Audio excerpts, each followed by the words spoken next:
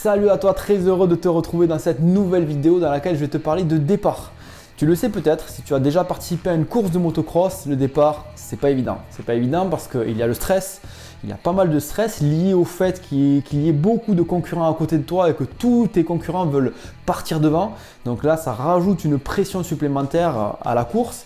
Le départ, c'est très important parce qu'un départ, si tu pars devant, mais ça te change carrément toute la physionomie de la course, de ta course qui arrive après. Mais un départ, c'est difficile.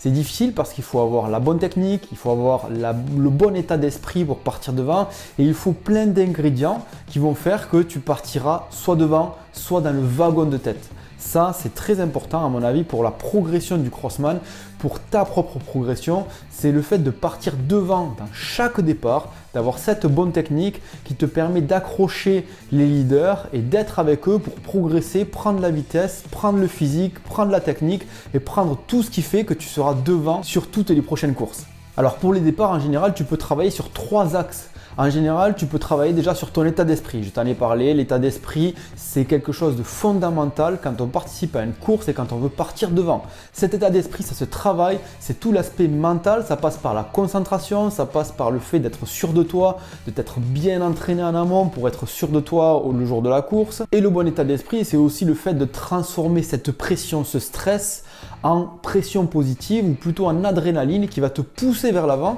plutôt que te donner l'envie de ne pas y aller. Ensuite, quand je te parle d'un point de vue plus technique, c'est-à-dire toi, quand tu es derrière la grille, quand tu vas agir sur ta moto, tu vas pouvoir travailler sur 2 choses.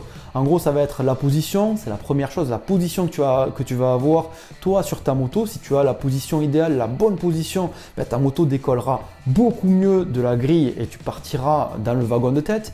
Et tu vas avoir aussi le régime moteur. Le régime moteur, c'est le fait de faire monter haut ta moto dans les tours ou pas, suivant l'adhérence, suivant toutes les conditions qui sont liées à la grille et au départ. Voilà, comme tu le vois, le départ, c'est hyper important si tu participes à une ou plusieurs courses. Donc, je ne peux pas te dire tout ce que tu dois faire dans une seule vidéo. C'est pour ça que j'ai tout rassemblé dans 6 étapes. 6 étapes avec 6 vidéos bien distinctes.